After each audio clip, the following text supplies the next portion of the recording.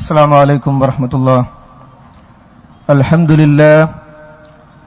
لله رب العالمين، نحمده ونستعينه ونؤمن به ونتوكل عليه، ونعوذ بالله من شرور أنفسنا ومن سيئات أعمالنا، من يهده الله فلا مضل له ومن يضلل فلا هادي له.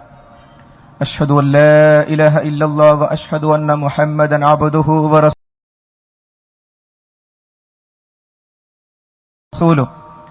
أرسله بالهدى ودين الحق ليظهره على الدين كله ولو كره المشركون. اللهم صل على محمد وعلى آل محمد.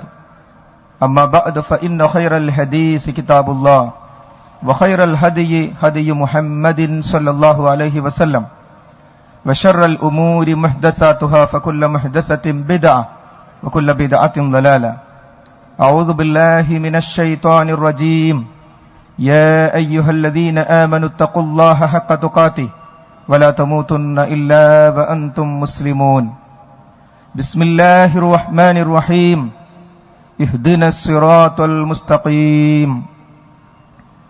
ബഹുമാന്യനായ അധ്യക്ഷൻ, വേദിയിലും സദസ്സിലുമുള്ള ബഹുമാന്യരായ പണ്ഡിതന്മാരെ, രക്ഷിതാക്കളെ, നേതാക്കന്മാരെ, പ്രിയപ്പെട്ട സഹോദരീ സഹോദരങ്ങളെ, നാട്ടുകാരെ, ലോകത്തിന്റെ അഷ്ടദിക്കുകളിൽ നിന്ന് MICR-ലുടെയും അൽ ഇസ്ലാഹ് റേഡിയോയിലൂടെയും ഈ പരിപാടി ശ്രവിച്ചുകൊണ്ടിരിക്കുന്ന ബഹുമാന്യരായ സഹോദരീ സഹോദരങ്ങളെ, റബ്ബ് സുബ്ഹാനഹു വ തആലയുടെ അനുഗ്രഹം ഒന്നുകൊണ്ട് മാത്രമാണ് ഈ സായാഹ്നത്തിൽ, ഈ കൂടിച്ചേരലിൽ കണ്ണികളാകാൻ നമുക്ക് സാധിച്ചിട്ടുള്ളത്. അല്ലാഹുവേ, നീ ഇത് സ്വീകരിക്കണമേ. തിരുവനന്തപുരത്തെ മുജാഹിദുകളെല്ലാം ഈ ഗ്രൗണ്ടിൽ കാണുന്നു. മുജാഹിദ് പ്രസ്ഥാനത്തിന്റെ വേദികളിൽ കുഞ്ഞുനാൾ മുതൽ പഠിച്ച കാര്യം പറയാൻ മദ്രസയിൽ നിന്ന് ഉസ്താദ് പഠിപ്പിച്ചതു മുതൽ MSM-ലൂടെ അത് പറയാൻ ശ്രമിച്ചുകൊണ്ടിരിക്കെ ഈ അടുത്ത കാലഘട്ടത്തിൽ കൃത്യമായ ഒരു പൊളിറ്റിക്സിന്റെ അടിസ്ഥാനത്തിൽ മുജാഹിദ് പ്രസ്ഥാനത്തിൽ നിന്ന് ഓരോരുത്തരായി ദീൻ പറയാൻ നിങ്ങൾക്ക് അർഹതയില്ലെന്ന് പറഞ്ഞ് മാറ്റി നിർത്തിക്കൊണ്ടിരിക്കുമ്പോൾ എനിക്കെതിരെ ഒരു നടപടി വരുന്നു എന്ന് കേട്ടപ്പോൾ ബഹുമാന്യനായ KNM-ന്റെ സംസ്ഥാന പ്രസിഡന്റ് TP അബ്ദുള്ളക്കോയ മദനിയുടെ വീട്ടിൽ ചെന്ന് ഞാൻ പറഞ്ഞു, ഞാൻ മതപരമായി ആദർശപരമായി എന്തെങ്കിലും തകരാറ് വരുത്തിയിട്ടുണ്ടോ? അദ്ദേഹം പറഞ്ഞു, കണ്ണൂരിൽ നിന്നും മുജാഹിദ് പ്രസ്ഥാനത്തിന്റെ സമിതിയിലേക്ക് തെരഞ്ഞെടുക്കപ്പെടാത്തതിൽ എനിക്ക് വിഷമമുണ്ട്. ഞാൻ പറഞ്ഞു, എന്നെ പുറത്താക്കിയാൽ എനിക്ക് വിഷമമില്ല, പക്ഷേ പഠിച്ച കാര്യം ജനങ്ങളോട് പറയാതിരിക്കാൻ സാധിക്കാത്തതുകൊണ്ട് മൈക്ക് പെർമിഷൻ കിട്ടാത്തൊരവസ്ഥ വന്നാൽ തൈലം വിൽക്കുന്ന ആളുകൾ പെർമിഷൻ എടുക്കാതെ ഒരു മൈക്ക് ഉപയോഗിച്ച് പ്രസംഗിക്കാറുണ്ട്. ആ മൈക്ക് ഉപയോഗിച്ച്, ചെറിയ സ്പീക്കർ ഉപയോഗിച്ച് ഞാൻ തൗഹീദ് പറയും. അതെല്ലാം സംഭവിച്ചു. കേരളത്തിലെ ജനങ്ങൾക്ക് തൗഹീദ് പറഞ്ഞുകൊണ്ടിരിക്കുന്ന ആളുകളിൽ മിക്കവരും പുറത്ത്, വിദ്യാർത്ഥി വിഭാഗത്തിലെ, യുവജന വിഭാഗത്തിലെ എല്ലാവരും പുറത്ത്, ഇസ്ലാഹി സെന്ററുകളുടെ ഭാരവാഹികൾ എല്ലാവരും എന്ന് പറഞ്ഞതുപോലെ പുറത്തായ അവസ്ഥയിൽ ഇന്ന് പക്ഷേ തിരുവനന്തപുരത്ത് പോലീസ് അധികാരികളോട് ഈ പെർമിഷൻ മുടക്കുന്നതിനു വേണ്ടി രണ്ടുപേർക്കും പെർമിഷൻ ഇല്ലെങ്കിൽ ഞങ്ങൾക്ക് പ്രശ്നമില്ല. അപ്പോൾ ആഗ്രഹം മനസ്സിലായി, ഇത് മുടങ്ങിക്കിട്ടിയാൽ മതി. പക്ഷേ ഇന്ത്യൻ ഭരണഘടന അനുവദിച്ച സ്വാതന്ത്ര്യത്തെ ഉപയോഗിച്ചുകൊണ്ട് ഈ പെർമിഷനിൽ, ഈ മൈക്കിന്റെ മുമ്പിൽ ഞാൻ ബഹുമാന്യനായ TP-യോട് പറഞ്ഞ തൈലം വിൽക്കുന്നവർ ഉപയോഗിക്കുന്ന പെർമിഷൻ ആവശ്യമില്ലാത്ത മൈക്കല്ല. തിരുവനന്തപുരത്തെ വൻ ജനാവലിയെ മുന്നിൽ നിർത്തി എന്റെ യോഗ്യത കൊണ്ടല്ല, ഈ ആദർശത്തിന്റെ മഹത്വം കൊണ്ട്, ഈ പ്രസ്ഥാനത്തിന്റെ മുജാഹിദുകൾ ഉയർത്തിപ്പിടിക്കുന്ന മഹത്തായ ആദർശ പ്രബോധന വീഥിയിൽ തന്നെ തുടരാൻ ആയിരങ്ങൾക്ക് സാധിക്കും എന്നതിന്റെ സാക്ഷ്യമാണ് ഇവിടെ. അൽഹംദുലില്ലാഹ്, അല്ലാഹു അക്ബർ. മുജാഹിദ് പ്രസ്ഥാനത്തിന് ഒരു പ്രത്യേകതയുണ്ട്. ആ പ്രത്യേകത ഇസ്ലാമിന്റെ ശരിയായ പ്രബോധനം അവർ നിർവഹിക്കുന്നു എന്നുള്ളതാണ്. ദീൻ പൊതുവായി അങ്ങ് പറഞ്ഞാൽ പോരാ, മറിച്ച് ദീൻ കൃത്യമായി വ്യക്തമായി പറയുകയും അങ്ങനെ തന്നെ ദീൻ മുന്നോട്ട് പോകുന്നുണ്ട് എന്ന് ഉറപ്പ് വരുത്തുകയും വേണം. ഇത്തബിഉ മാ ഉൻസില ഇലൈക്കും മിർ റബ്ബിക്കും വലാ തത്തബിഉ മിൻ ദൂനിഹി ഔലിയാ. അതെ, വഹയിൽ എന്താണോ ഉള്ളത്, റബ്ബെന്താണോ വഹി നൽകിയിട്ടുള്ളത്, അത് തന്നെ വ്യക്തമായി പറയണം. കാരണം ദീൻ എന്നത് വഹിയാണ്. നമസ്കരിച്ച ഒരാളോട് നബി കരീം സല്ലല്ലാഹു അലൈഹി വസല്ലം പറഞ്ഞു, ഇന്നക ലം തുസല്ലി, നീ നമസ്കരിച്ചിട്ടില്ല, നീ മാറ്റി നമസ്കരിക്കണം. അയാൾ നമസ്കരിക്കാഞ്ഞിട്ടല്ല, വഹയിലുള്ളതുപോലെ നമസ്കരിച്ചിട്ടില്ല. അതുകൊണ്ട് മുജാഹിദുകൾ വിശ്വാസത്തിൽ, ആചാരങ്ങളിൽ, കർമാനുഷ്ഠാനങ്ങളിലെല്ലാം എന്താണോ വഹയിലുള്ളത് അത് അങ്ങനെ തന്നെ പുലരാൻ ശ്രമിച്ചുകൊണ്ടിരിക്കുന്നു. കാരണം എന്താ?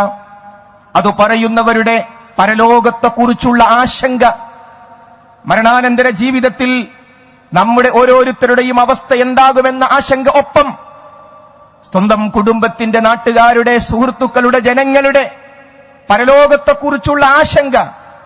അതുകൊണ്ടാണല്ലോ നമസ്കാരത്തെക്കുറിച്ച് പറഞ്ഞെടുത്ത് സൂറത്തുൽ ലുഖ്മാനിൽ, യാ ബുനയ്യ അഖിമിസ് സ്വലാഹ് വഅ്മുർ ബിൽ മഅറൂഫി വൻഹ അനിൽ മുൻകർ വസ്ബിർ അലാ മാ അസ്വാബക് ഇന്ന ദാലിക മിൻ അസ്മിൽ ഉമൂർ.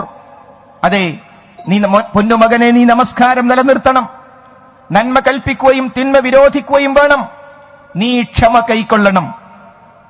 തീർച്ചയായും ഖണ്ഡിതമായി നിർദ്ദേശിക്കപ്പെട്ട കാര്യങ്ങളിൽ പെട്ടതാകുന്നു അത്.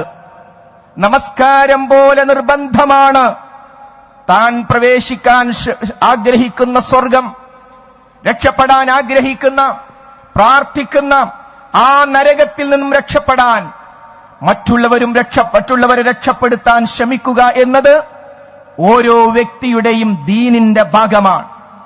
അടുത്ത തലമുറയിലേക്ക് ഈ ദീൻ കൈമാറണം.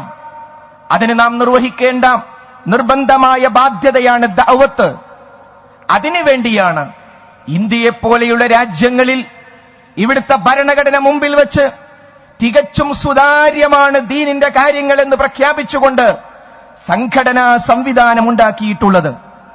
ആ സംവിധാനം ഉപയോഗിച്ചുകൊണ്ട് 1920 മുതൽ സംഘടിതമായ പ്രവർത്തനം തുടങ്ങി. ആ സംഘടിത പ്രവർത്തനങ്ങൾ തുടങ്ങി മുന്നോട്ടു പോകുമ്പോൾ എന്തിനു വേണ്ടിയാണോ സംഘടിച്ചത് അതിൽ നിന്ന് അനുനിമിഷം തകരാറ് കാണുമ്പോൾ അത് വ്യക്തമായി പറയും. നമ്മുടെ ലക്ഷ്യത്തിൽ തെറ്റിയിട്ടുണ്ട്, പ്രമാണത്തിന്റെ ഇന്ന വിഷയത്തിൽ നമുക്ക് തകരാറ് പറ്റിയിട്ടുണ്ട്. അങ്ങനെയാണ് 1924 രൂപീകൃതമായ കേരള ജംഇയ്യത്തുൽ ഉലമ അല്ല, കേരള ജംഇയ്യത്തുൽ ഉലമ അഹ്ലുസ് സുന്നത്തി വൽ ജമാഅ സംഘം. ആ ഉലമാ സംഘം രൂപീകരിച്ച് 2 വർഷമാകുമ്പോഴേക്കും അതിശക്തമായ വാഗ്വാദങ്ങൾ ജംഇയ്യത്തുൽ ഉലമക്കുള്ളിൽ നടന്നു. എന്തായിരുന്നു വിഷയം? വഹിയിൽ നിന്ന് തെന്നിമാറി റബ്ബ് സുബ്ഹാനഹു വ തആല അല്ലാത്തവരോട് വിളിച്ചു പ്രാർത്ഥിക്കുന്ന, നേർച്ചകളും വഴിപാടുകളും അവർക്ക് കൊടുക്കുന്ന, ബിദ്അത്തുകളിലേക്ക് പോകുന്ന നിലവിലുണ്ടായിരുന്ന അവസ്ഥ തുടരണമെന്ന് ഖുർആനും ഹദീസും പ്രമാണമായി അംഗീകരിക്കുന്നു എന്നും അത് സ്വീകരിക്കേണ്ടത്, ആചരിക്കേണ്ടത് അതിന്റെ പ്രഥമ സംബോധിതരായ ബഹുമാനപ്പെട്ട സ്വഹാബത്ത് റളിയല്ലാഹു അൻഹും എങ്ങനെ മനസ്സിലാക്കി അതുപോലെയാണെന്നും ഭരണഘടനയിൽ ചട്ടങ്ങളിൽ എഴുതി വെച്ചതിനെ ലംഘിച്ചപ്പോൾ കൂടുതൽ ആളുകളുണ്ടോ എന്ന് നോക്കാതെ ആ സത്യം വെട്ടി തുറന്നു പറഞ്ഞപ്പോൾ 1926 ജംഇയ്യത്തുൽ ഉലമക്ക് മുമ്പിൽ സമസ്ത എന്ന് പേരിട്ട് പുതിയൊരു സംഘടന തന്നെ പുറത്തു വരികയും ഒന്നാമത്തെ പിളർപ്പ് സംഭവിച്ചു. 40കളിൽ ജമാഅത്ത് സുഹൃത്തുക്കളും പിന്നീട് CNM ചേകനൂരും 2002 ഹുസൈൻ മടവൂരിന്റെ നേതൃത്വത്തിലുള്ള ഒരു സംഘം പുറത്തു പോയപ്പോൾ അവരും പറഞ്ഞു, മുജാഹിദ് പ്രസ്ഥാനത്തിനകത്തുള്ള 2 ചിന്താധാരകൾ തമ്മിലുള്ള ആശയ സമരമാണ് ഇതുവരെ നടന്നു വന്നിരുന്നത്. 2002 ആഗസ്റ്റ് 16 ശബാബ് അത് പ്രസിദ്ധീകരിച്ചു. പത്രങ്ങളും ചാനലുകളും വാർത്തകളിലൂടെ അത് വായിച്ചു. അതെ, 2002 ഞങ്ങൾ പുറത്തേക്ക് പോകാനുള്ള കാരണം ഇതിന്റെ ഉള്ളിൽ രണ്ട് ചിന്താധാരകൾ തമ്മിലുള്ള സംഘട്ടനം നടക്കുകയാണ്. പക്ഷേ പുറത്തേക്ക് പോയപ്പോൾ വിഷയം പഠിക്കാൻ തുനിഞ്ഞ മുജാഹിദ് സമൂഹം നിങ്ങളുടെ ചിന്താധാര തെറ്റാണ് എന്ന് പറഞ്ഞുകൊണ്ട് കേരള നേതൃത്വത്തിൽ മുജാഹിദീനോടൊപ്പം ഉറച്ചു നിന്നപ്പോൾ ജനങ്ങൾക്ക് കൂടുതൽ പഠിക്കാൻ അവസരം കിട്ടാത്ത ചില വിഷയങ്ങളെ മുമ്പിൽ വെച്ചുകൊണ്ട് 2002 ആഗസ്റ്റ് 23 10 കൊല്ലങ്ങൾക്ക് മുമ്പ് അവർ കൈയടക്കി വെച്ച ശബാബിലൂടെ പറഞ്ഞു, മൻഹജുവാദം പിശാച് സേവയിലേക്ക് കൂപ്പുകുത്തുന്നതിന് നാം മാപ്പുസാക്ഷികളായി. അതെ, കേരള നദ്വത്തുൽ മുജാഹിദീൻ ഷിർക്കിലേക്ക് പോയിരിക്കുന്നു. സീനിയോരിറ്റി ആർക്കാണ് ഈ ആരോപണത്തിന്? 2002 ആഗസ്റ്റ് 23 പറഞ്ഞ ആ ആരോപണം തുടർന്ന് വരികയും 2012 ഒക്ടോബർ 10 ഇപ്പോഴത്തെ ശബാബിലും പറഞ്ഞു. കോടമ്പുഴ സംവാദത്തെ അതിന്റെ അവലോകനത്തിൽ പങ്കെടുത്തുകൊണ്ട് AP വിഭാഗം മുജാഹിദുകൾ ജിന്നുകളോട് സഹായം തേടാമെന്ന നൂതനവാദം അവതരിപ്പിച്ചു എന്ന് 2002 ഒക്ടോബർ 19 പറഞ്ഞു. കഴിഞ്ഞ 10 വർഷമായി ഞങ്ങൾ മറ്റൊരു ചിന്താധാരയിലാണ് എന്ന് പറഞ്ഞു പുറത്തുപോയവർ 12 ഒക്ടോബർ മാസത്തിൽ പോലും ഉന്നയിച്ചതാണ് ഈ ആരോപണം. പക്ഷേ കഴിഞ്ഞ 10 വർഷക്കാലം കേരളീയ സമൂഹം ജംഇയ്യത്തുൽ ഉലമ അന്നെടുത്ത 18 തീരുമാനങ്ങളിൽ ഒന്നാമത്തേത് ഖുർആനും സുന്നത്തും പഠിക്കുന്നതിനും മനസ്സിലാക്കുന്നതിനും സ്വീകരിച്ചാചരിക്കുന്നതിനും സച്ചരിതരായ സലഫിന്റെ മാർഗമാണ് നാം സ്വീകരിക്കേണ്ടത് എന്നത് നെഞ്ചിലേറ്റിക്കൊണ്ട് അബ്ദുസ്സലാം സുലമിയെ പോലെയുള്ള ആളുകൾ യുവഘടകത്തെ കയ്യിലെടുത്തുകൊണ്ട് പ്രചരിപ്പിക്കാൻ ശ്രമിച്ച ഹദീസ് നിഷേധ ഭാവങ്ങളിൽ നിന്ന് KM മൗലവിയാകുന്ന ഒന്നാമത്തെ പ്രസിഡന്റ് പഠിപ്പിച്ച യഥാർത്ഥ സലഫിയത്തിന്റെ മാർഗത്തിലേക്ക് അതിശക്തമായ ഒരു കുതിച്ചുചാട്ടം കഴിഞ്ഞ 10 വർഷങ്ങളിൽ നടത്തുകയായിരുന്നു. ഒറ്റ ഉദാഹരണം, സാൽവേഷൻ ഇന്റർനാഷണൽ ഇസ്ലാമിക് എക്സിബിഷൻ കോഴിക്കോട്ട് തടമ്പാട്ട് താഴത്ത് നടന്നപ്പോൾ ഇത്രയും കിലോമീറ്റർ അപ്പുറത്തേക്ക് ആളുകൾ എത്തുമോ? നമുക്ക് സിറ്റി ബസ്സുകളെ പ്രത്യേകം ഫ്രീ എന്ന് പറഞ്ഞ് പുതിയ സ്റ്റാൻഡിന് സാൽവേഷൻ കാണാൻ ആഗ്രഹിക്കുന്നവരെ വരുവീൻ എന്ന് പറഞ്ഞ് ബസ്സിൽ കയറ്റാം എന്നുവരെ നട്ടപ്പാതിരക്ക് ചർച്ച ചെയ്തു. പക്ഷേ സാൽവേഷന്റെ 1-ാം ദിനം തന്നെ ആളുകൾ ക്യൂ നിന്ന് വെയിലേറ്റ് അവർക്ക് ചിലർക്ക് ബോധക്ഷയമുണ്ടായ അവസ്ഥയായിരുന്നു ഉണ്ടായത്. ആ സാൽവേഷനിൽ ഒരിക്കലും സ്ത്രീകളും പുരുഷന്മാരും ഒന്നിച്ച് കാണുന്ന അവസ്ഥ ഉണ്ടാകരുത്, കൂടിച്ചേരലുകൾ ഉണ്ടാകരുത്. അതുകൊണ്ട് നമുക്ക് ആ വിഷയത്തിൽ ഇരട്ടിപ്പണം ചെലവഴിച്ചാലും പ്രശ്നമില്ല എന്ന് പറഞ്ഞ് ആ മൻഹജിന്റെ ഓരോ തലവും കൃത്യമായി പാലിച്ച് സാൽവേഷൻ നടത്തിയ സന്ദർഭം. പക്ഷേ അന്ന് 2002 മൻഹജില്ലാത്തവരാണ് മടവൂരികൾ എന്ന് പറഞ്ഞ ആ മൻഹജ് അത് കയ്യിലെടുത്ത് ആത്മാർത്ഥമായി ഇസ്ലാഹി സമൂഹം മുന്നോട്ട് പോയപ്പോൾ ചിലർക്ക് മൻഹജ് എന്നത് ഒരു മറ മാത്രമായിരുന്നു. ആ സന്ദർഭത്തിലുള്ള സംഘടനാ പൊളിറ്റിക്സിനുള്ള ഒരായുധമായിരുന്നു എന്ന് തിരിച്ചറിയുകയായിരുന്നു പിന്നീട്.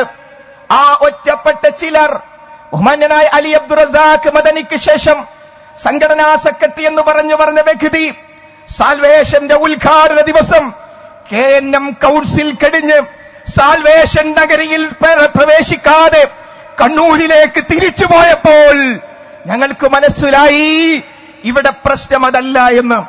ഏതല്ല എന്ന്? ആദർശ വ്യതിയാനം തന്നെ പ്രശ്നം.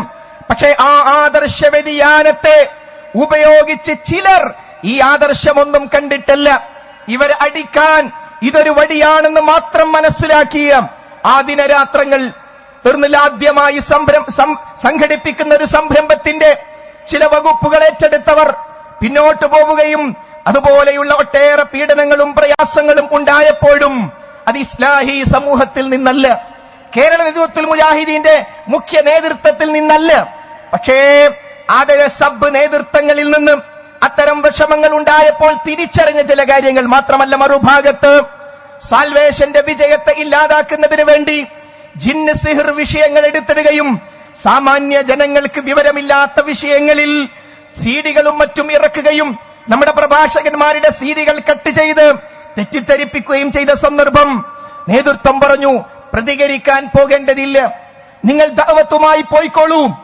അത് അങ്ങനെ തന്നെ അനുസരിച്ചു. പിന്നീട് വീണ്ടും വീണ്ടും തെറ്റിദ്ധാരണകൾ ഉണ്ടാക്കിയപ്പോൾ ചില പ്രത്യേക പ്രദേശങ്ങളിൽ മറുപടി പ്രസംഗങ്ങൾ നടത്താൻ തീരുമാനിക്കുകയും ആ പ്രസംഗങ്ങളുമായി മുന്നോട്ട് പോയപ്പോൾ ആ വിഷയത്തിലെ യഥാർത്ഥ ദീൻ പുറത്തു വരികയായിരുന്നു. യഥാർത്ഥ ദീൻ ജനങ്ങൾക്ക് പഠിപ്പിച്ചു കൊടുക്കുകയായിരുന്നു. വഹയിലുള്ളത് കൃത്യമായി ജനങ്ങളോട് പറഞ്ഞപ്പോൾ മഹാനായ നബി കരീം സല്ലല്ലാഹു അലൈഹി വസല്ലമക്ക് സിഹർ വലിക്കുകയെന്നോ ജിന്ന് ശരീഅത്തിൽ പ്രവേശിക്കുകയെന്നോ റുഖിയ ശറയ്യെന്ന് എന്താണ് ഈ പറയുന്നത്? പറഞ്ഞു, ഇല്ല. ഇത് നിഷേധിച്ചുകൊണ്ട് വിവാദമാക്കിയപ്പോ ഈ വിഷയത്തിൽ ഖുർആനിൽ എന്താണ് പറയുന്നത്, ഹദീസിൽ എന്താണ് പറയുന്നത്, ഇത് നമ്മൾ ജനങ്ങൾക്ക് പറഞ്ഞു കൊടുക്കണ്ടേ? ഈ വിഷയം ജനങ്ങളോട് മറച്ചുവെക്കാൻ പറ്റുമോ? നിഷേധിക്കുമ്പോൾ അങ്ങനെ നിഷേധഭാവമുള്ള ആളുകൾ, അവരോട് ചിലർ സപ്പോർട്ട് ചെയ്തു. അതാ വരുന്നു ലയന ചർച്ച. മടവൂർ വിഭാഗവുമായി ലയിക്കണം. ആ ചർച്ച വന്നപ്പോൾ അവസരം, അതിനുള്ള ചർച്ചക്കുള്ള അവസരം ലഭിച്ചപ്പോൾ പറഞ്ഞു, ലയിക്കണം, എല്ലാവരുമായും ലയിക്കണം. പക്ഷേ 10 കൊല്ലം തുമ്പിയെ കൊല്ലിക്കൊണ്ട് കല്ലെടുപ്പിക്കുന്നത് പോലെ ആദർശ വ്യതിയാനം ജനങ്ങൾക്ക് മനസ്സിലാക്കി കൊടുക്കാൻ തിരുവനന്തപുരം മുതൽ കാസർഗോഡ് വരെ ആദർശ വിശദീകരണത്തിന് ഞങ്ങൾ പോയിട്ടുണ്ട്. നിങ്ങൾ ആദർശ വിശദീകരണം നടത്താൻ യോഗ്യരല്ല എന്നല്ല പറഞ്ഞത്. ജംഇയ്യത്തുൽ ഉലമ എടുത്ത തീരുമാനം ജനങ്ങൾക്ക് വിശദീകരിച്ചു കൊടുക്കാൻ വിദ്യാർത്ഥികളും യുവാക്കളും പ്രായമുള്ളവരും ഒന്നിച്ചിറങ്ങി. ബഹുമാന്യനായ ടിപിയുടെ നാട്ടിൽ അദ്ദേഹത്തിന് ചില വിഷമങ്ങൾ ഉണ്ടായപ്പോൾ ഒരു വീട്ടിലേക്ക് എന്നെ പ്രത്യേകം വിളിച്ച് അവർക്ക് ആദർശ വിശദീകരണം നൽകിയിട്ടുണ്ട്. എടവണ്ണ ടൗണിൽ ആദർശ വിശദീകരണത്തിന് ഒട്ടേറെ പണ്ഡിതന്മാരിയ്ക്കുമ്പോൾ മുഖ്യപ്രഭാഷകനായ എന്നെയാണ് വിളിച്ചത്. എന്റെ വലിപ്പം പറയാനല്ല സഹോദരങ്ങളെ, ഇപ്പോൾ പറയുന്നു ഈ ജംഇയ്യത്തിന്റെ ആദർശങ്ങൾ വിശദീകരിക്കാൻ ഇവരൊക്കെ ആരാ? 10 കൊല്ലം മുമ്പ്, അതിൽ നിന്ന് 10 വയസ്സ് കൂടുകയല്ലേ ഇപ്പോഴേക്ക് ചെയ്തിട്ടുള്ളത്. അങ്ങനെ ആ ആദർശ വിശദീകരണങ്ങളിലൂടെ മടവൂർ വിഭാഗത്തിന് സംഭവിച്ചിട്ടുണ്ട് എന്ന് പറഞ്ഞ ഏത് വ്യതിയാനമാണ് അവർ തിരുത്തിയത്? സർ, അത് പറഞ്ഞു തരൂ. അവർ തിരുത്തിയിട്ടുണ്ടെങ്കിൽ അവരിങ്ങോട്ട് വരണം. ഇല്ലെങ്കിൽ ആദർശപരമായ തകരാർ അവർ തുടരുന്നുവെങ്കിൽ നമ്മൾക്കെങ്ങനെ ലയിക്കാൻ സാധിക്കും? എക്സിക്യൂട്ടീവിന്റെ വിളിച്ചു ചേർത്ത സമിതിയുടെ ഭൂരിപക്ഷം ഈ അഭിപ്രായത്തോടൊപ്പം നിൽക്കുകയും ലയനം വേണ്ട എന്ന് ബഹുമാന്യനായ ടിപി പ്രഖ്യാപിച്ചു. പിന്നീട് വർഷങ്ങൾക്ക് ശേഷം വീണ്ടും ലയന ചർച്ച വന്നു. അപ്പോഴും ചോദിച്ചത് ഇതേ കാര്യമായിരുന്നു. ഞാൻ പറഞ്ഞുകൊണ്ടുവരുന്നത് മുജാഹിദ് പ്രസ്ഥാനത്തിനകത്തുള്ള 2 ചിന്താധാരകൾ തമ്മിലുള്ള ആശയ സമരമാണ് ഇതുവരെ നടന്നു വന്നിരുന്നത് എന്ന് പറഞ്ഞ ആ തെറ്റായ ചിന്താധാരയിൽ നിന്നും അവർ തിരിച്ചു വരാതെ ഒരു മതസംഘടനയിൽ എങ്ങനെ ഐക്യമുണ്ടാകും? വഅ്തസിമു ബിഹബിലില്ലാഹി ജമീഅൻ വലാ തഫറഖു. വലാ തഫറഖു എന്ന് പറഞ്ഞതിന് മുമ്പ് പറഞ്ഞത് വഅ്തസിമു ബിഹബിലില്ലാഹി ജമീഅ. അല്ലാഹുവിന്റെ പാശത്തെ നിങ്ങൾ മുറുകെ പിടിക്കണം.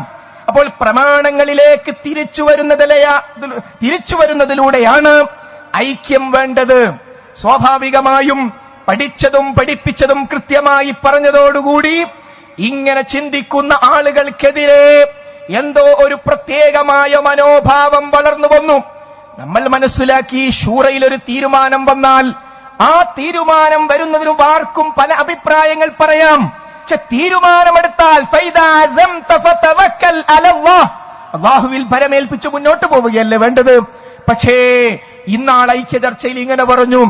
ഈ രൂപത്തിൽ അതിനുശേഷവും അത് മനസ്സിൽ വെച്ചുകൊണ്ടുള്ള മുന്നോട്ട് പോക്കാണ് കാണാൻ സാധിച്ചത്. അതുകൊണ്ട് സഹോദരങ്ങളെ, മൻഹജ് എന്ന് പറയുന്നത് 5-ാം പ്രമാണമാണ്. അത് ഗൾഫിൽ നിന്നും ഇറക്കുമതി ചെയ്തതാണ് തുടങ്ങിയ മഹാനായ നബി കരീം സല്ലല്ലാഹു അലൈഹി വസല്ലം നമുക്ക് എത്തിച്ചു തന്ന അഹ്ലുസുന്ന വൽ ജമാഅയുടെ യഥാർത്ഥ ആദർശത്തിനെതിരെ സംസാരിക്കുമ്പോൾ നമുക്കത് സഹിക്കാൻ സാധ്യമല്ലല്ലോ. അങ്ങനെയാണ് മുന്നോട്ട് വരുന്ന സന്ദർഭത്തിൽ ഇതിന്റെ ഉള്ളിൽ ഇത്തരത്തിലുള്ള 2 അഭിപ്രായങ്ങൾ രൂപപ്പെടുന്ന സന്ദർഭത്തിലാണ് സംഘടനാ തെരഞ്ഞെടുപ്പിന്റെ പശ്ചാത്തലം വരുന്നത്. ആ സന്ദർഭത്തിൽ എന്താണ് ഇവിടെ സംഭവിക്കുന്നത്?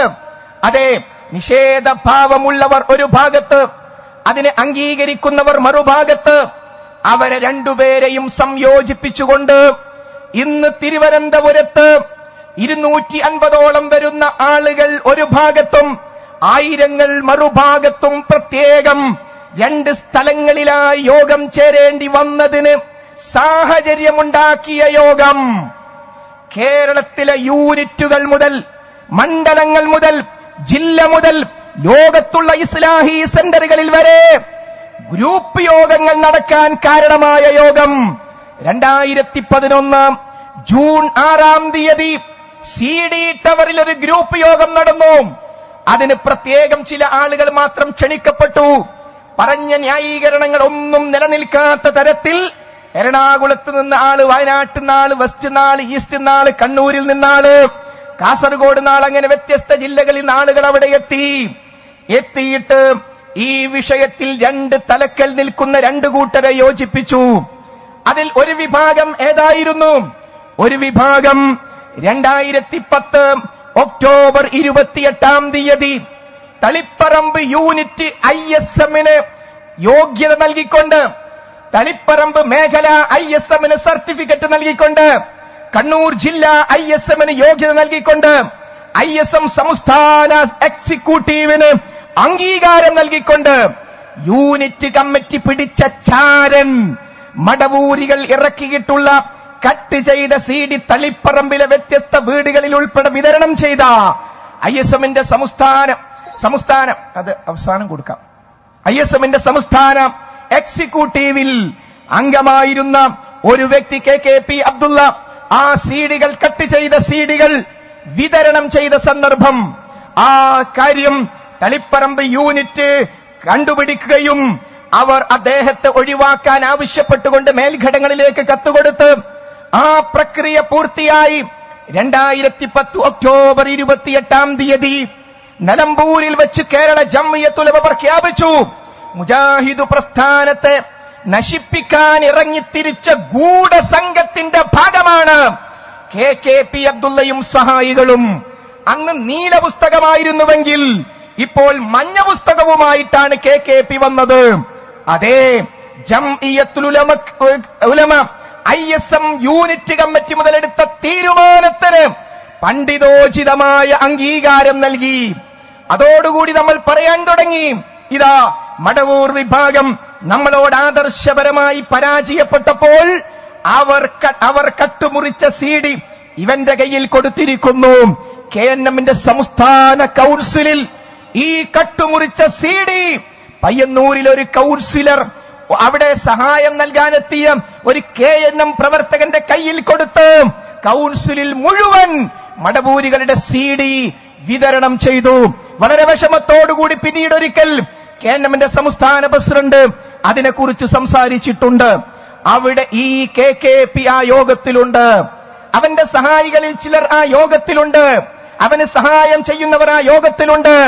KKPക്കെതിരെ, മടവൂരികൾക്കെതിരെ ശക്തമായി സംസാരിക്കുന്ന സുഹൃത്തുക്കൾ അനസ് മൗലവിയും അതുപോലെ തന്നെ ഹനീഫ് കായക്കൊടിയും ആ യോഗത്തിലുണ്ട്. 2 കൂട്ടരെയും യോജിപ്പിക്കുന്ന ഒരു പ്രത്യേക പ്രക്രിയ മണിക്കൂറുകൾ കൊണ്ട് നടത്തി തീരുമാനിക്കുന്നു, പൊതുശത്രുവിനെതിരെ നമ്മൾ ഒന്നിച്ചു നീങ്ങണം. എല്ലാവരും ഒന്നിച്ച്, KKPയും അനസ് മൗലവിയും അതുപോലെ തന്നെ കായക്കൊടിയും എല്ലാവരും യോജിച്ചു ഒരൊറ്റ യോഗം കൊണ്ട്. എന്നിട്ട് ജിന്നുകളോട് സഹായം തേടുന്നവർ ഇവിടെയുണ്ട്, അവർക്കെതിരെ നമ്മൾക്ക് മുന്നോട്ട് പോകണം. കാരണം 2 മാസം കഴിഞ്ഞാൽ സംഘടനാ തെരഞ്ഞെടുപ്പ് വരാനുണ്ട്. ജിന്നല്ല പ്രശ്നം, സിഹിറല്ല പ്രശ്നം, അതിന്റെ നിഷേധമാണ് പ്രശ്നം. നിഷേധം ജംഇയ്യത്തുൽ ഉലമ വ്യക്തമാക്കിയിട്ടുണ്ട്. പക്ഷേ അത് തെരഞ്ഞെടുപ്പിലേക്ക് കൊണ്ടുവന്നത് ഒരു മറ മാത്രമായിരുന്നു, കൃത്യമായ മറയായിരുന്നു അത്, യാതൊരു സംശയവും വേണ്ട.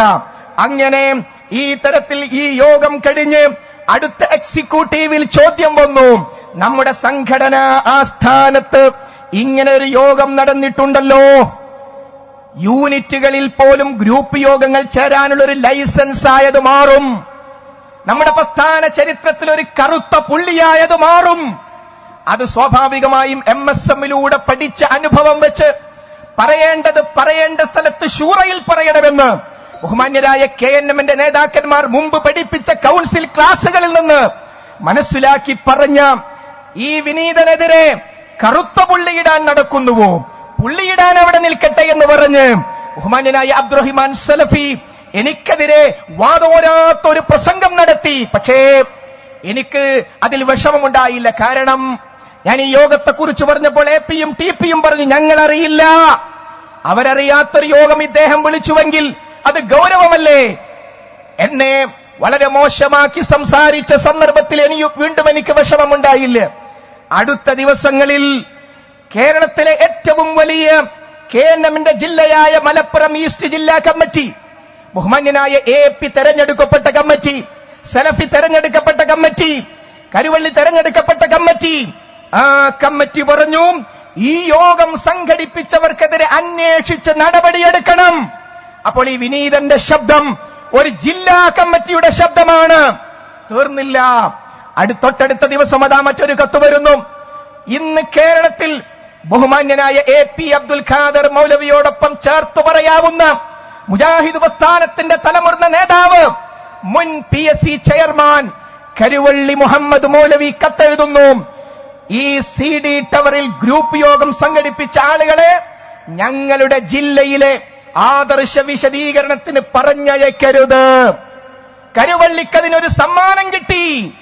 40 വയസ്സു മാത്രം പൂർത്തിയായ എന്റെ സുഹൃത്ത് ഡോക്ടർ സുൽഫീഖർ അലി KNM-ന്റെ സംസ്ഥാന സെക്രട്ടറി ആയപ്പോ, MT അബ്ദുസ്സമദ് എന്ന പുതുമുഖക്കാരൻ KNM-ന്റെ സംസ്ഥാന സെക്രട്ടറി ആയപ്പോ കരുവള്ളി എക്സിക്യൂട്ടീവിൽ നിന്നും ഔട്ട്. ഞാൻ സംഘടിപ്പിച്ച യോഗത്തെ ചോദ്യം ചെയ്യുന്നവൻ, അത് എത്ര വലിയവനായാലും ഔട്ട്.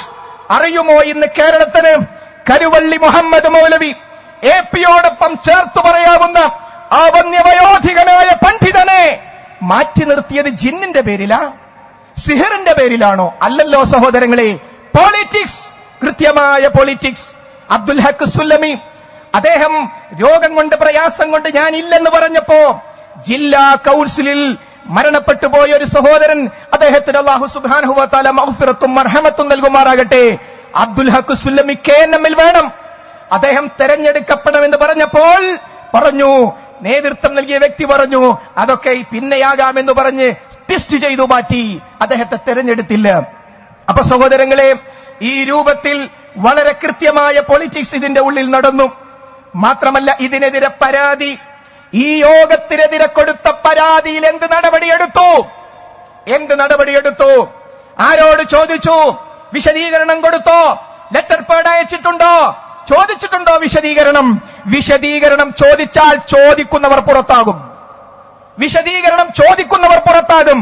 കഴിഞ്ഞു.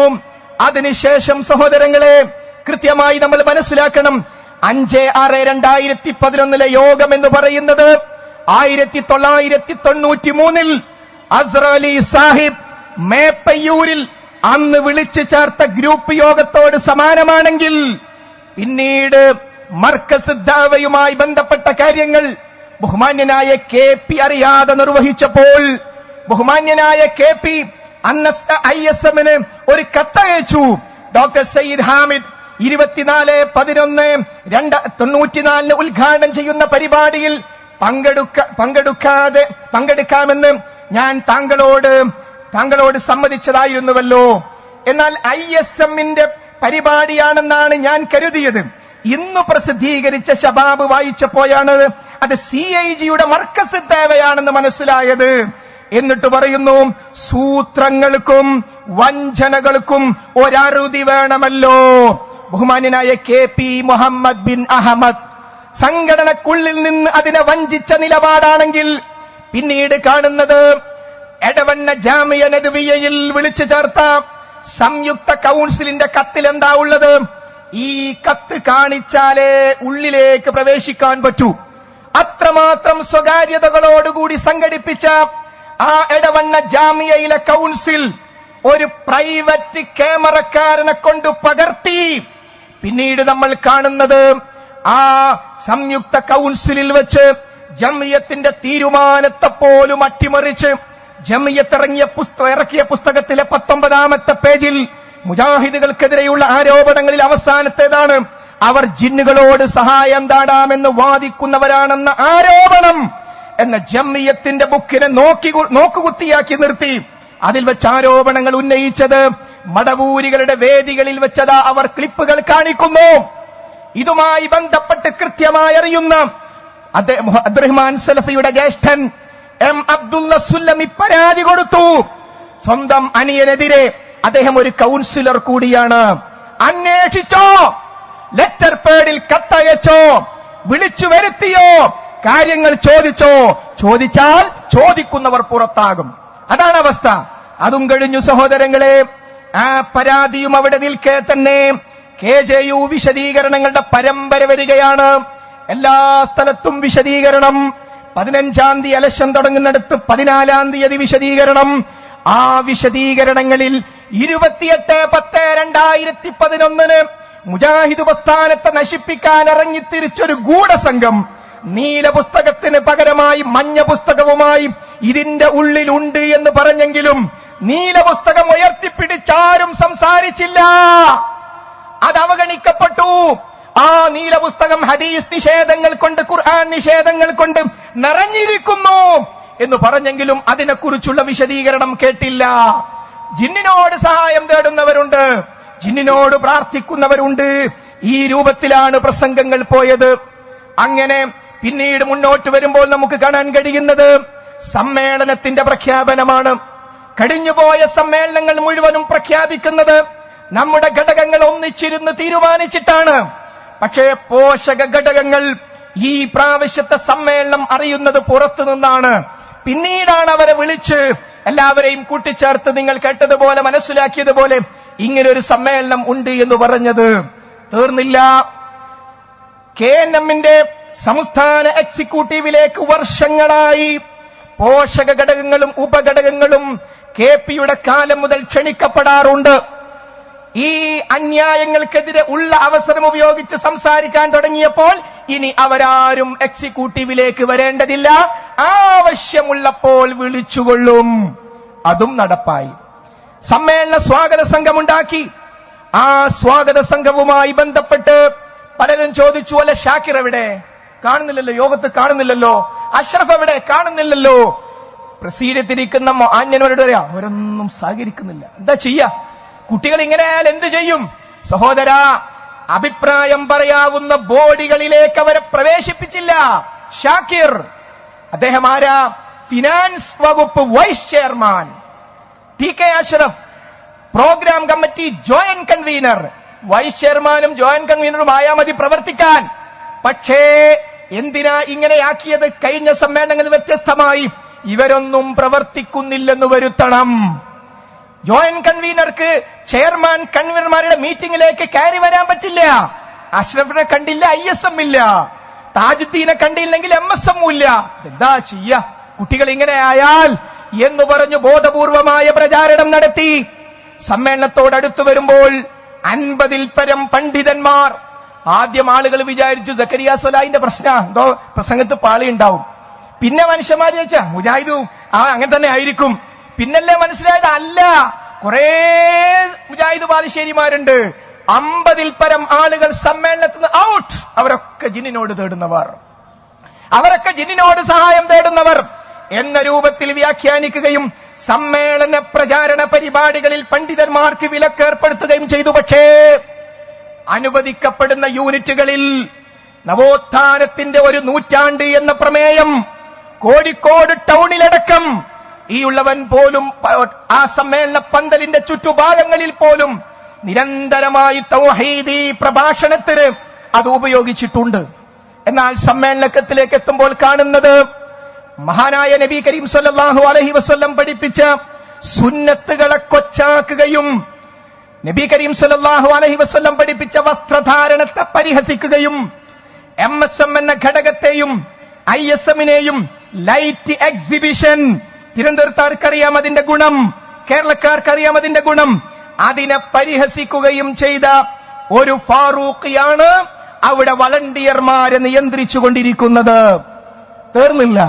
ISM-ന്റെയും MSM-ന്റെയും ഭാരവാഹികൾക്ക് സ്റ്റേജിന്റെ ഭാഗത്തേക്ക് തന്നെ വരാൻ പറ്റില്ല. വളണ്ടിയർമാർ പറയുന്നു, നിങ്ങൾ നിരീക്ഷണത്തിലാകുന്നു. എന്താ? സമ്മേളന പന്തൽ നിന്ന് പോകണം എന്നിട്ട് പറയും. കണ്ടോ, എവിടെ എവിടെ അതിനുവേണ്ടി പോകാൻ കഴിയോ സഹോദരങ്ങളെ? മുജാഹിദ് സമ്മേളനം നടക്കുമ്പോ പോകാൻ കഴിയോ? പന്തൽ വിട്ട് പോകാൻ കഴിയുമോ? ഇല്ലല്ലോ. അതുകൊണ്ട് അവരവിടെ ഇരുന്നു. മുജാഹിദ് പ്രസ്ഥാനത്തെ നശിപ്പിക്കാൻ ഇറങ്ങിത്തിരിച്ച ഗൂഢസംഘത്തിന്റെ ഭാഗമാണ് KKPയും അവന്റെ കൂട്ടാളികളും എന്ന് പറഞ്ഞ കൂട്ടാളികളിൽ മഞ്ഞ പുസ്തകത്തിൽ പേര് വന്ന ഹാരിസ് ഷേരൂർ. അദ്ദേഹം സമ്മേളനത്തിന്റെ വൻ ബാഡ്ജ് കുത്തിയിട്ട് മുജാഹിദുകൾ നോക്കി ചിരിച്ചു. എങ്ങനെയുണ്ട്? ഞാൻ ഇതിന്റെ ആളും നിങ്ങളൊക്കെ ഇതിന്റെ പുറത്തും. എങ്ങനെയുണ്ടെന്ന ചിരി അതും കണ്ടു, അതും അനുഭവിച്ചു നമ്മുടെ സമ്മേളന നഗരിയിൽ വെച്ച്. ഈ തരത്തിൽ വളരെ ബോധപൂർവം ശ്രമിച്ചു. ISMന്റെ ജനറൽ സെക്രട്ടറി ബഹുമാന്യനായ സജ്ജാദും ട്രഷറർ ഷഹീദ് എലാങ്കോടും യുവജന സമ്മേളനത്തിൽ പ്രസംഗിക്കേണ്ടവരാണ്. അവർ വന്നെങ്കിലും അവരെ സമ്മേളനത്തിലേക്ക് മൈക്കിന്റെ മുമ്പിലേക്ക് പ്രവേശിപ്പിച്ചതേയില്ല. അവിടെ വിളിച്ചു വരുത്തി അപമാനിച്ചു സഹോദരങ്ങളെ. എന്തിന്റെ പേരിൽ? എന്താണ് വിഷയം? 2002 ഉയർത്തിപ്പിടിച്ച ആ ഖുർആനും സുന്നത്തും സലഫിന്റെ മാർഗത്തിലൂടെയാണ് മുന്നോട്ട് പോകേണ്ടത് എന്ന് അത് നെഞ്ചിലേറ്റി ആ സലഫിയത്തിന്റെ മാർഗത്തിൽ മുന്നോട്ട് പോയപ്പോൾ സഹിക്കാൻ കഴിയാത്ത ആളുകൾ, അവരുടെ ദേഷ്യവും വാശിയും വൈരാഗ്യവുമായിരുന്നു അത്. സമ്മേളനത്തിൽ വെച്ച് ഈ വേദിയിലുള്ള ബഹുമാന്യനായ ഹുസൈൻ സലഫി ആ നീറുന്ന മനസ്സുകളെ തന്റേതുകൂടിയായതുകൊണ്ട് തുറന്നു പറഞ്ഞുകൊണ്ട് നമ്മൾ പരസ്പരം ബഹുമാനത്തിലും ആദരവിലും കടിഞ്ഞുകൂടണം. നമുക്കിടയിലുള്ള പ്രശ്നം നമ്മളെ സ്നേഹിക്കുന്ന നാം ആദരിക്കുന്ന നമ്മെ ആദരിക്കുന്നവരുമായി നമുക്ക് ചർച്ച ചെയ്യാം. ഞാനത് ആ പ്രസംഗം പറയേണ്ടതില്ലല്ലോ. അതിന് അവിടെ തന്നെ അതാ ഒരു സംഘടനാ വിരുദ്ധ പ്രവർത്തനം. പ്രോഗ്രാമിലില്ലാത്ത ഒരാൾ പ്രോഗ്രാമിലേക്ക് കയറി വന്ന് വേറെ വേദി നോക്കാം, ആ വേദി തന്നെ ഭിന്നിപ്പ്. ആയിരങ്ങളെ മുമ്പിൽ വെച്ച് ഇതാ മുജാഹിദ് പ്രസ്ഥാനത്തിൽ വമ്പിച്ച പ്രശ്നങ്ങളുണ്ടെന്ന് തുറന്നു പറയുമ്പോ അരുതെന്ന് പറയാൻ ആളില്ല. പറഞ്ഞാൽ പറഞ്ഞവൻ പുറത്താകും. ആ പ്രസംഗത്തെ തടഞ്ഞവൻ പുറത്താകും. ഇല്ലേ? എന്നിട്ട് ചോദിക്കുന്നു, അറബികളാണോ നമ്മുടെ കാര്യം തീരുമാനിക്കേണ്ടത്? ആണെന്ന് നമ്മളും പറഞ്ഞില്ല. നമുക്കവരുമായി ചർച്ച ചെയ്യാമെന്നാ പറഞ്ഞത്. അവർ ഇഹ്യാഉത്തുറാസുൽ ഇസ്ലാമി നമുക്ക് അയച്ച കത്ത് നമ്മുടെ കയ്യിലില്ലേ? എങ്കിൽ അറിയുമോ, 2000 പൊളിറ്റിക്സിന് വേണ്ടി നമുക്ക് അറബി ശൈഖന്മാരെ വേണ്ടി വന്നിരുന്നു.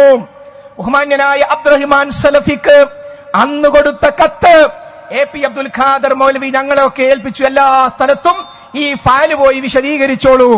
ആ ഫയലിൽ നിന്നും ഞാൻ തിരുവനന്തപുരത്തേക്ക് വരുമ്പോൾ എടുത്ത ഒരു കത്താണിത്. ഈ കത്തിൽ എന്താ പറയുന്നത്? ജനാബ് അബ്ദുറഹ്മാൻ സലഫി അവർക്ക് അസ്സലാമു അലൈക്കും വറഹ്മത്തുള്ളാഹ്.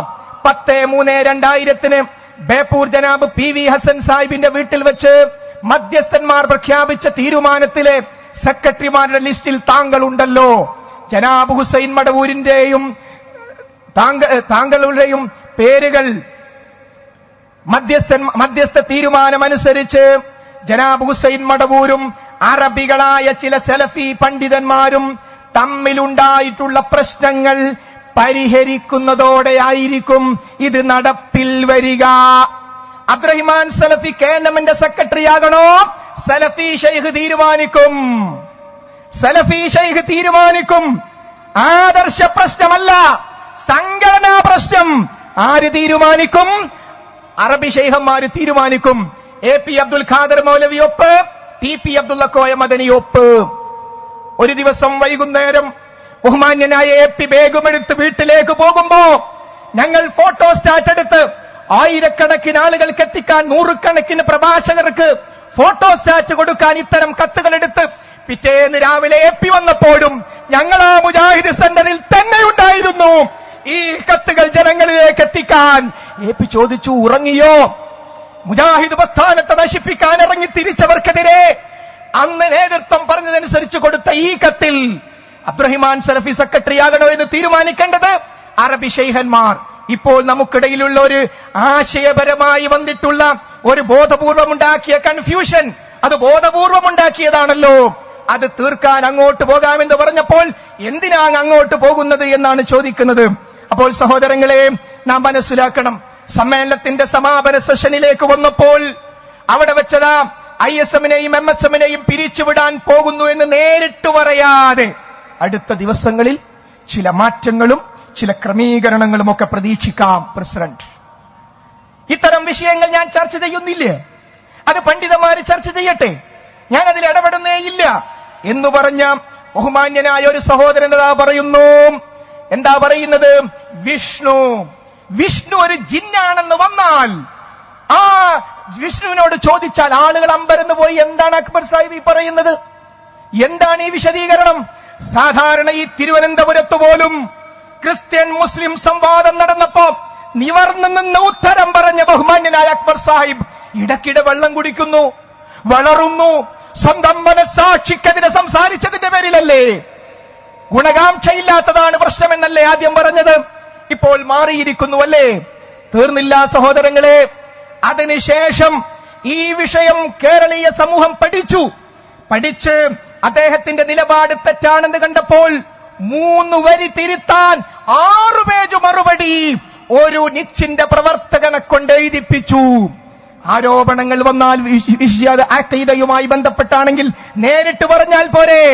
18 പേജ് ജംഇയ്യത്തുലമയുടെ തീരുമാനത്തിന് അഡ്രസ് ഇല്ലാത്ത 150 പേജ് മടവൂരികൾ മറുപടി എഴുതിയിട്ടും മറുപടിയാകാത്തതുപോലെ 3 വരി ഖുർആനിനും സുന്നത്തിനുമെതിരായി പറഞ്ഞതിന് തന്റെ സ്വന്തം അനുയായിയെ കൊണ്ട് 6 പേജ് എഴുതിച്ചിട്ടും മറുപടിയായില്ല.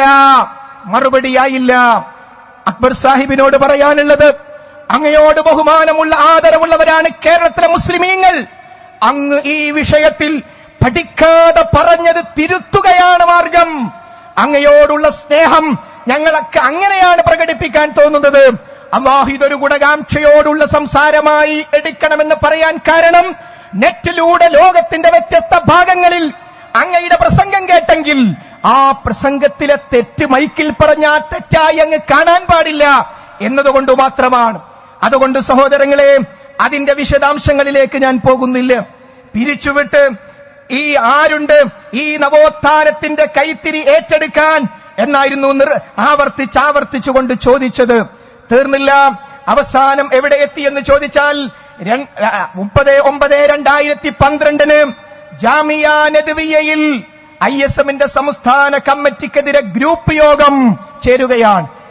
7/10/2012 ചേരാനിരിക്കുന്ന കൗൺസിലിൽ ബഹളമുണ്ടാക്കാനുള്ള ആഹ്വാനം. നിലവിലുള്ള ISM എങ്ങനെ വന്നതാണെന്നറിയാമോ? ബഹുമാന്യനായ ട്രഷററും അതേപോലെ തന്നെ സംസ്ഥാന സെക്രട്ടറിയും ഒക്കെ ഇരിക്കുന്ന വേദിയിൽ ഒരൊറ്റ പാനല ISM-ന് വേണ്ടി വന്നത്. 15 മിനിറ്റ് സമയം കൊടുത്തു. മറുപാനലുണ്ടോ? ഇല്ല. അങ്ങനെയാണ് തെരഞ്ഞെടുക്കപ്പെട്ടത്. നിലവിലുള്ള അഷ്റഫും സജ്ജാദും ഭാരവാഹികളായ കമ്മിറ്റി തെരഞ്ഞെടുക്കപ്പെട്ടത്. അതിനെതിരെയാണ് ബഹളമുണ്ടാക്കാൻ യോഗം ചേർന്നത്. നടപടിയുണ്ടായോ? ചോദ്യമുണ്ടായോ? കത്തെഴുതിയോ? ഒന്നുമുണ്ടായില്ല. 6/1/2013 സമ്മേളന പന്തലിൽ വെച്ച് വളണ്ടിയർമാരെ അഭിനന്ദിക്കാൻ എന്ന് പറഞ്ഞ് മീറ്റിംഗ് വിളിച്ചു. പക്ഷേ അവിടെ നടന്നത് ISM-നെയും MSM-നെയും പിരിച്ചുവിടാൻ പോവുകയാണ്.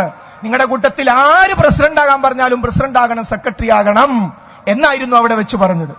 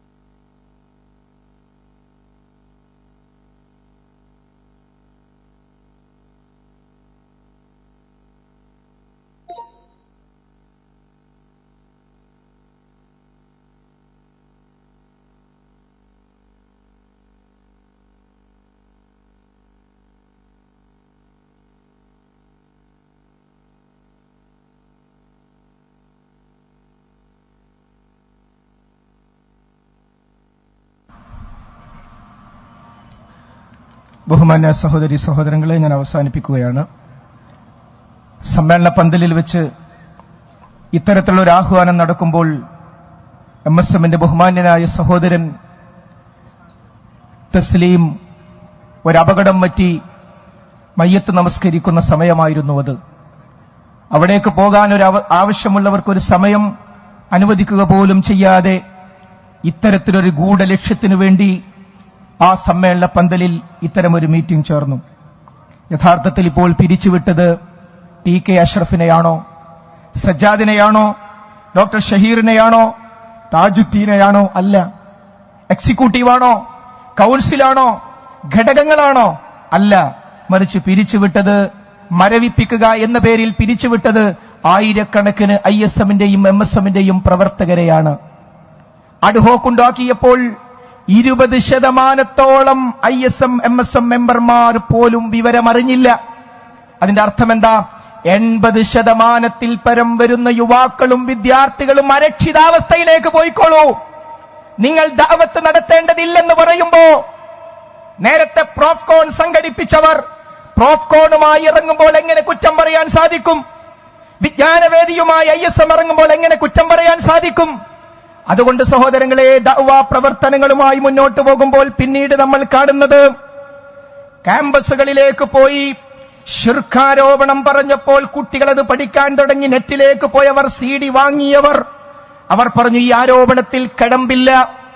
മലപ്പുറത്ത് നടക്കുന്ന പ്രോഫ്കോണിന്റെ രജിസ്ട്രേഷൻ അതിശക്തമായി മുന്നോട്ട് വരുമ്പോൾ വിഷമത്തോടുകൂടി പറയട്ടെ, മലപ്പുറത്തെ പോലീസ് സ്റ്റേഷനുകളിൽ മലപ്പുറത്ത് നടക്കാനിരിക്കുന്ന പ്രോഫ്കോൺ മുടക്കുന്നതിന് വേണ്ടി പോലീസ് സ്റ്റേഷനുകളിൽ കയറിയിറങ്ങിക്കൊണ്ടിരിക്കുന്ന ദയനീയമായ സ്ഥിതിവിശേഷം. ദഅവത്ത് 80% വരും ആളുകളെ മാറ്റി നിർത്തിയില്ലേ കുട്ടികളെ? അവർക്കൊരു പ്രോഫ്കോൺ നടത്തിക്കൂടുന്നു. അതിനെതിരെ പോലീസ് സ്റ്റേഷനുകളിൽ കയറിയിറങ്ങുമ്പോൾ മനസ്സിലാക്കേണ്ട ഒരു കാര്യമുണ്ട്. ആ മലപ്പുറത്തെ പ്രോഫ്കോൺ സാങ്കേതിക തടസ്സങ്ങൾ ഉണ്ടാക്കി പ്രോഫ്കോൺ നിർത്തിവച്ചിരിക്കുന്നുവെന്നും നടക്കുകയില്ല എന്നും മെസ്സേജ് വന്നാൽ അറിയുക, റബ്ബ് സുബ്ഹാനഹു വ തആല അംഗീകരിച്ചാൽ മലപ്പുറത്ത് 3 ദിവസം മാർച്ച് 8, 9, 10 തീയതികളിൽ പ്രോഫ്കോൺ നടക്കുക തന്നെ ചെയ്യും. അല്ലാഹുവേ നീ സഹായിക്കണമേ. തെറ്റിദ്ധാരണകൾ പരത്താൻ ശ്രമമുള്ളതുകൊണ്ട് വളരെ മുൻകൂട്ടി ആ കാര്യം അറിയിച്ചു എന്ന് മാത്രം. അവസാനിപ്പിക്കും മുമ്പ് ഈ 2 ഘടകങ്ങളെ മാത്രമല്ല, തിരുവനന്തപുരം കമ്മിറ്റിയെ പിരിച്ചുവിട്ടു. എന്നിട്ട് പകരം സെക്രട്ടറിയാക്കിയത് വ്യക്തിപരമായ ഒന്നുമല്ല, മടവൂർ വിഭാഗവുമായി നേരത്തെ ചർച്ച നടത്തുകയും അവർക്കൊരു പള്ളിയുണ്ടാക്കാൻ സ്ഥലം നോക്കുകയും ചെയ്ത ആളെ ജില്ലാ സെക്രട്ടറിയാക്കി മാറ്റി. നിലവിലുള്ള കമ്മിറ്റിയെ മാറ്റി. ബഹുമാന്യനായ KP തൗഹീദും സുന്നത്തും പറയാനുണ്ടാക്കിയ ഊറ്റുകുയിലെ സലഫി സെന്റർ അത് മുജാഹിദുകളുടേതാണ്. അത് മുജാഹിദുകളുടെ വിയർപ്പിന്റെ ഭാഗമാണ്. ദശക്കണക്കിന് പള്ളികളിൽ ഇമാമുമാരെയും ഖതീബുമാരെയും താഴിറക്കാൻ കത്തവിടെ എത്തിയിട്ടുണ്ട്. പക്ഷെ ഇറക്കണോ എന്ന് തീരുമാനിക്കുന്നത് വിയർപ്പൊടുക്കിയ മുജാഹിദുകളാണ്. അതുകൊണ്ട് സഹോദരങ്ങളെ, കേരള നടപടിയെടുക്കൽ മൂവ്മെന്റ് എന്ന അർത്ഥത്തിൽ KNM-നെ മാറ്റുകയും നടപടിക്കത്തുകൾ നൂറുകണക്കിന് പ്രവർത്തകരിലേക്ക് ഒഴുകുമ്പോൾ കേരള നദ്വത്തുൽ മുജാഹിദീൻ നാമാണ്. നമ്മുടെ ലക്ഷ്യം ദഅവത്താണ്. ആ ദഅവത്തുമായി തന്നെ നമ്മൾ മുന്നോട്ട് പോകണം. മറ്റുള്ളവരുടെ പരിപാടികളിൽ പങ്കെടുക്കരുതെന്ന് എന്നെങ്കിലും മുജാഹിദ് പ്രസ്ഥാനം പറഞ്ഞിട്ടുണ്ടോ? സർക്കുലർ പറയുന്നു, സക്കരിയ സ്വലാഹിയുടെ പരിപാടിയിൽ പങ്കെടുക്കരുത്, പങ്കെടുത്താൽ നടപടി. ഇത് മുജാഹിദ് പ്രസ്ഥാനത്തിന്റെ ശൈലിയാണോ? തിരുവനന്തപുരത്ത് ഹുസൈൻ സലഫിയുടെ പ്രഭാഷണം പ്രതീക്ഷിച്ചെത്തിയ മുജാഹിദുകളല്ലാത്തവരെ നിങ്ങൾ ഇന്നേവരെ കേട്ടിട്ടുണ്ടോ മുജാഹിദുകൾ ഏതെങ്കിലും ആളുകളുടെ പരിപാടിക്ക് പോകരുത് എന്ന് പറഞ്ഞത്? ഇല്ല. പടച്ച ആശയമുള്ളവരുടെ സ്വഭാവങ്ങളെല്ലാം പരിപാടികൾ മുടക്കുന്നു. മീനങ്ങാടിയിൽ എന്റെ സഹോദരൻ ക്ഷേത്രമുറ്റത്ത് പോയി തൗഹീദ് പറഞ്ഞ് എന്റെ സഹോദരൻ മുജാഹിദ് ബാലുശ്ശേരിയുടെ പരിപാടി മുടക്കാൻ അവസാനം വരെ ശ്രമിച്ചില്ലേ? ഇങ്ങനെ ദഅവത്ത് മുടക്കുന്ന സംരംഭങ്ങൾ, CRE എന്ന് പറയുന്ന ശക്തമായ ദഅവാ സംവിധാനം, ആ ദഅവാ സംവിധാനത്തിന് വേണ്ടി നമുക്കറിയാം, കൊച്ചി യൂണിവേഴ്സിറ്റിക്ക് മുമ്പിൽ ഒരു പള്ളിയുണ്ട്. ആ പള്ളിയുണ്ടായത് പ്രോഫ്കോൺ കാരണത്താലാണ്. ദീൻ കിട്ടിയ ഒരു കുട്ടി ആളുകളെ സമീപിച്ച് അവിടെ ഒരു പള്ളിയുണ്ടാക്കി. ആ പള്ളിയിൽ നിന്നും CRE പുറത്തേക്ക് ഇറക്കി. കോഴിക്കോട് ഗവൺമെന്റ് എഞ്ചിനീയറിംഗ് കോളേജിൽ ഒരു വീട്ടിൽ 30ഓളം ചെയറുകൾ വാങ്ങി നടക്കുന്ന CRE മുടക്കി.